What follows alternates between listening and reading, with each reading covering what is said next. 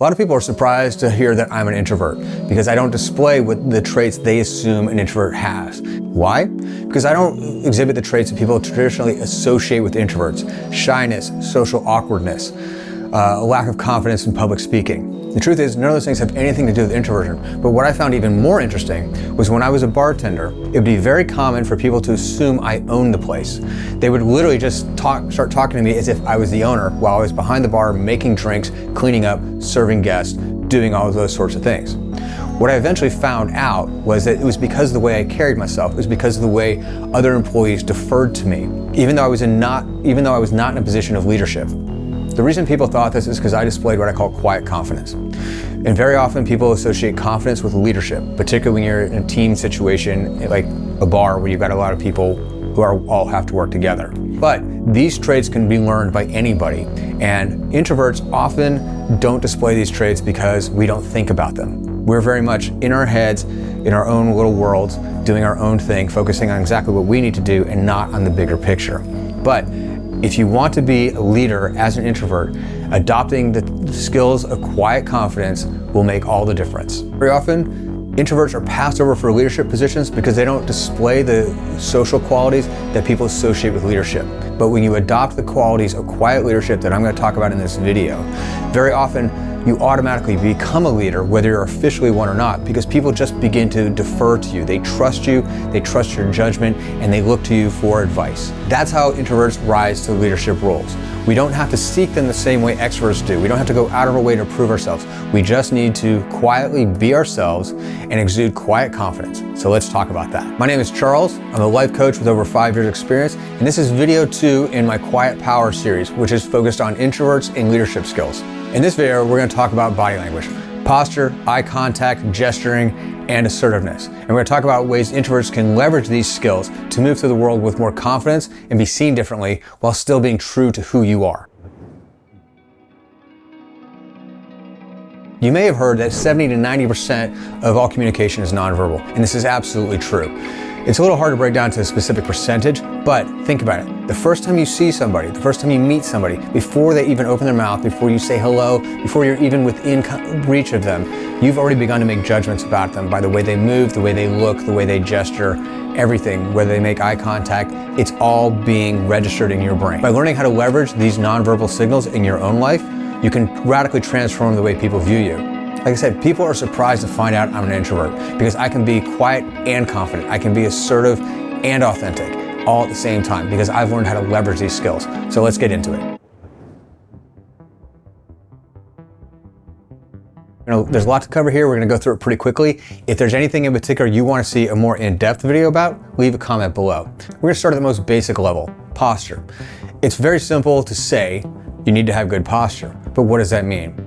Well, it means that when you stand or you sit, you stand upright. Imagine that there's a string coming from the ceiling, going down to the top of your head, down your spine, all the way down to your butt, through your whole spine. And you're being suspended by it. It's always kind of tugging you a little bit up there. That's what it means to have good posture. It also means that your shoulders are not rounded forward. If your shoulders are doing this, and your head is slumped forward, like imagine that you're on the phone doing this. That's a closed off posture and it signals a lack of confidence. Now, if you think about it, this is something introverts do a lot when we're out in public. When we don't want to be bothered by other people, when we're feeling uncomfortable, we'll get on our phone and we'll do this. This actually creates a posture that shows a lack of confidence. The idea of open body language versus closed body language covers a lot of ground. It can be in your gesturing, it can be in your posture, it can be in whether you're facing somebody or facing away from it. If I'm talking to you like this is closed off. If you see while I'm gesturing with my palms out, I'm being expansive, I'm taking up space. This is open body language.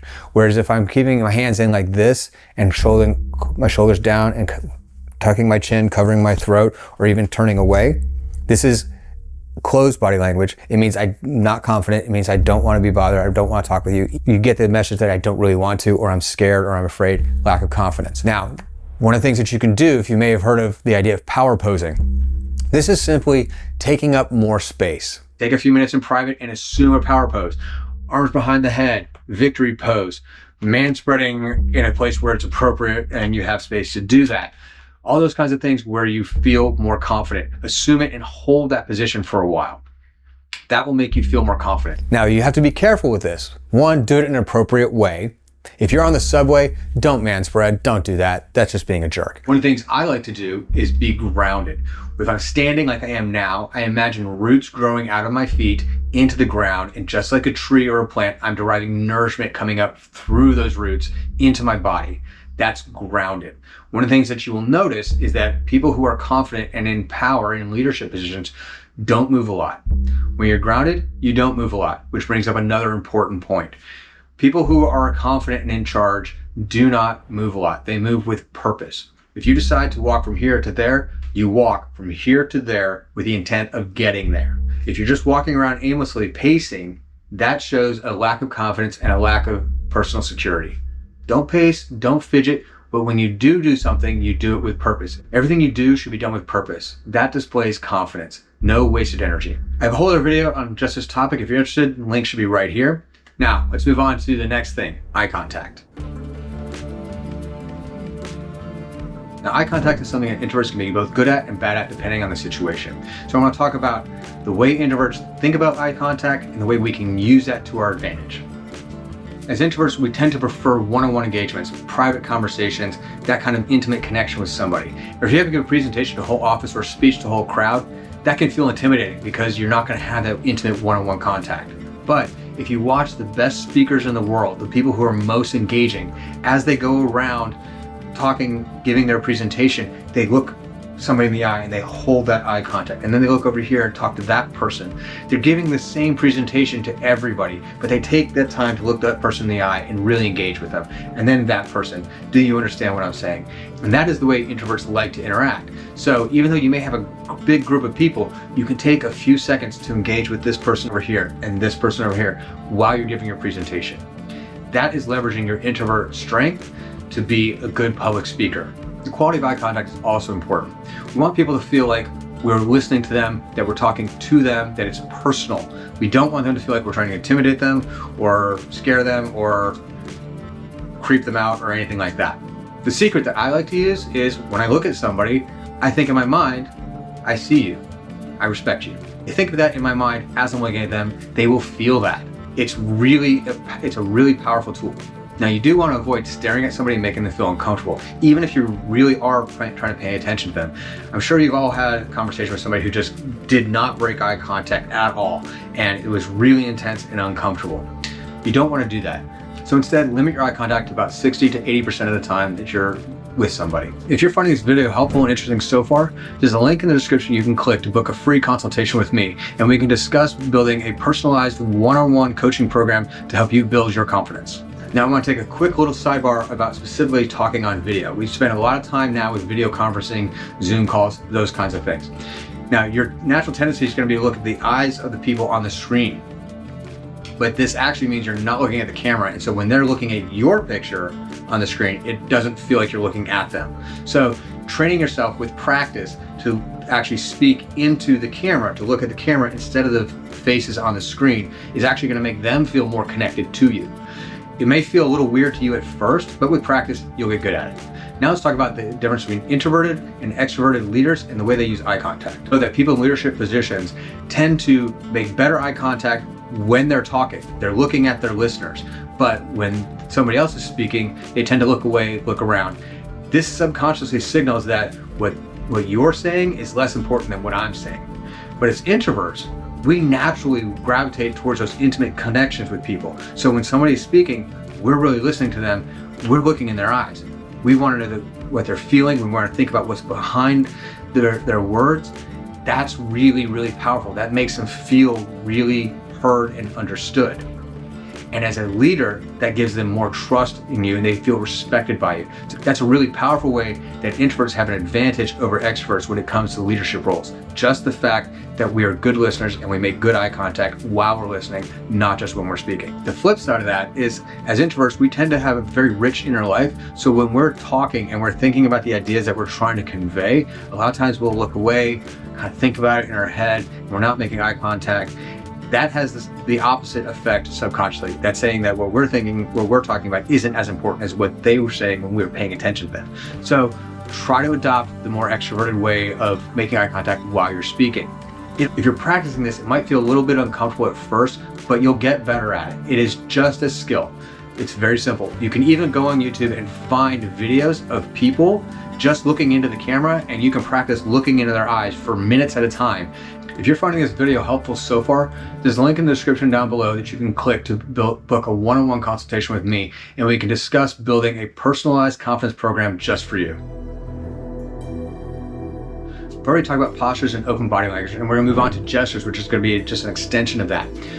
One of the things that I notice a lot with introverts is they tend to gesture more closed in and be less expressive with their faces. Practice being more expressive, more open. Using large gestures, as long as they're not too large, unless it's appropriate. If I'm talking about my fish story, my fish is this big, that's one thing. But using open gestures, the more you gesture, the more space you take up. This is part of that, taking up space. The more space you take up, the more confidence you communicate. And facial expressions, again, introverts, because we can be very much in our head, sometimes we don't give a lot of facial feedback to people. When they're talking and we're just like, we might be thinking in our head, oh, that's really cool, but our face is blank. Now I'm gonna tell you one of my secret tips. As an introvert, you know we like to go to the bathroom to hide.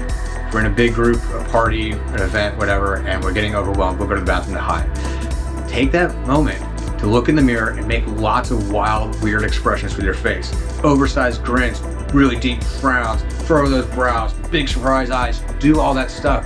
When you go back out, your face will be woken up and more expressive when you're talking with people, and they'll feel more connected with you. And you won't be doing anything inauthentic. You'll just be moving a little bit more, and they'll just feel more connected to you, and you'll see more confidence in them. One exercise I like to do before speaking on camera is spend a minute or two talking really expressively, using huge languages, being big facial expressions, getting way out there and being really silly and weird and loud and whatever, so that when I'm done with that, I kind of opened up. It's kind of like a warm up before doing your exercise. You just get more movement, more expression, and people feel more comfortable with that. Now, when you are gesturing, try to avoid fidgeting. People can tell the difference between nervousness and excitement. When you're gesturing to speak, you can see with my hands, as I gesture a lot, my gestures have to do with what I'm saying. When I talk about open body language, I'm being open with my gestures. When I talk about closed body language, I'm being closed with my gestures. There's a connection there. Fidgeting is just doing something that is not connected to what's going on. It's not connected to what you're thinking about. It's not connected to what you're trying to convey. It's not connected to what the person is saying. That's the difference between fidgeting and gesturing. So avoid fidgeting. If you are a fidgeter, then that is a nervous habit. And the key word there is habit. You can break it. It'll just take some time. Focus on it, notice when you're doing it, and find some other way to use your hands or your feet or whatever you're fidgeting with. Now, if you fidget with your hands a lot, some people will say, put your hands in your pocket. The problem with that is putting your hands in your pocket is closed body language. You don't want to do that. Instead, what you could do is maybe put one hand, just a thumb in your pocket. That way, that's actually considered more open, and the other hand is out, but now your two hands are not fidgeting together. That's one way to stop fidgeting. That actually reminds me of another thing. One thing to focus on is actually keeping the distance between your ears and your shoulders as large as possible. This is why shoulders back and down is a confident position, whereas this is an inconfident position. So if you're someone who tries to make themselves small by going, oh, hi, okay, stop doing that. Notice that you're doing it and consciously work to stop. Now, another way we make ourselves small is smiling too much. Very often, smiling is an appeasement tactic. It's a way to make other people feel comfortable. If you're smiling at people to diffuse uncomfortable situations, stop doing that. A leader is confident no matter what. If the situation is uncomfortable, a leader will let it be uncomfortable. If you're in a leadership role, you can use a smile as a reward. When one of your subordinates does something you like, and you compliment them genuinely and give them a smile, it's a subconscious reward. They go, oh, I did a good thing. It's just like when you were a kid and you did something, you were trying to get your parents' attention and they smiled at you and said, hey, good kid. That's exactly the same. It's that same feeling. So in a leadership position, use smiles appropriately, but also always make sure they're genuine. Do not smile if you do not feel it. If you are not genuinely pleased, genuinely happy, excited by what's going on, do not fake it. Inauthenticity is a sure sign of a lack of confidence. Another really important gesture is nodding. So I'm going to tell you two really important key body language tips about nodding. First, when you're speaking, do not nod. People who are constantly nodding while they're speaking are essentially self-soothing. They're trying to convince themselves that what they're saying is important and it's right. Because nodding is saying, yes, that's right. So if you're constantly nodding while you're speaking, that communicates a lack of self-confidence and a lack of leadership. Now, as introverts, a lot of times we don't want to fill those conversational gaps. We don't really have something to say. We're still processing and thinking, or we want to hear more of what they want to say. One really cool trick that you can use is the triple nod. When somebody comes to the end of telling you something, just look at them and don't say anything, just nod 3 times. You're basically saying to them, I want to hear more, without actually saying anything. And it's amazing how much people will just begin to talk more at that point. That is a really powerful leadership skill because they open up more. They feel like you're really listening to them and you want to hear more, and they're going to share more with you. It's going to allow you to learn more about their ideas, about who they are as a person, about their strengths and their weaknesses, their motivations, which is all going to empower you as a leader. So just learning to stay silent and nod 3 times to get people to keep talking. Really cool, powerful trick. Now, if you're an introvert like me, you're probably really good at watching social dynamics from a distance. So I want to hear what's some of the coolest body language tricks you've picked up just by watching people. Now, as introverts, we naturally have a more calm, quiet disposition. This is something we can leverage as leaders to help people feel more comfortable with us. When you have to have those uncomfortable conversations, they go more smoothly because people feel like you really care about them. When you want to get your unvarnished opinion from your colleagues in a one-on-one situation, they feel like they can open up to you without judgment. You can create a more inclusive, creative, and open environment simply by being who you are as an introvert. It is not a disadvantage. It is a powerful group of skills that not everyone has. So be sure to lean into them. Now, it's important to differentiate between assertiveness and aggression. If you're using lots of gesturing, there's a difference between I'm gesturing like this because I'm explaining something and I'm pointing at you because I'm accusing you of something. One is assertive. I'm taking up space because what I have to say is important and I believe that. The other is aggressive. I'm intimidating you. I'm trying to put you in your place. Personal space is another big one. It's another place where introverts have a great advantage because we're really good at reading other people. If somebody is uncomfortable with how close you are to them, that can feel aggressive to them, even though if you don't mean it to be. Sensing that and pulling back is a great way to use your introverted knowledge to help not seem aggressive when you don't want to be. But you can be assertive in that as you're speaking to them and you want to actually bring that space in closer, you can lean in when they're saying something interesting or when you're trying to make a point. Leaning in tells somebody that this is really interesting, this is important. That's a way to be assertive, but not aggressive. Another important thing to consider is face-to-face versus side-to-side interactions. Face-to-face with somebody is usually the way to go, especially if you're being open, because it is open. You're showing them your whole front, you have open body language. That is friendly but assertive. On the other hand, if somebody's really uncomfortable in that situation, and again, use your introverted intuition, if they're uncomfortable because you're facing them, they might feel more comfortable if you talk to them sideways. Imagine you're at a bar and you're meeting somebody new for the first time. This feels less intimidating when you're just talking to somebody just like this at a bar, just meeting somebody new. And as you get to know them better and you become more and more interested in them, then you begin to face each other. This is a natural way that human beings interact. Pay attention to these things and use these to your advantage. Now I want to end this with a metaphor so you can better understand the difference between assertiveness and aggressiveness. Imagine you're out on a hike in the woods and you see a bear cub, and then you see mama bear. Now, if mama bear gets up on her hind legs and roars and makes herself big and is like really threatening, that's aggression. And that aggression shows that she's afraid you're gonna harm her cubs. She's afraid of something happening. So aggression is very often a sign of insecurity and fear. If that mama bear sees you and kind of ignores you, or maybe just looks at you but doesn't get up and watches you walk by, that's assertiveness. She's not afraid for her cubs. She doesn't think you're a threat. She's just letting you know that she sees you. That's assertiveness versus aggression. And assertiveness comes from a place of confidence. Think, am I confident? Am I coming off as confident? Or am I coming off as afraid and masking it as aggression? So now put yourself in that mama bear's role. Are you being aggressive because you're afraid something's going to happen and you want to prevent it? Or are you being assertive because you're confident you know you can handle whatever comes up and you don't have to be afraid? That's the difference between assertiveness and aggressiveness. So I covered a lot of ground here. Eye contact, posturing, gesturing. When you want to portray confidence silently, all these things matter. And it's not going to come overnight.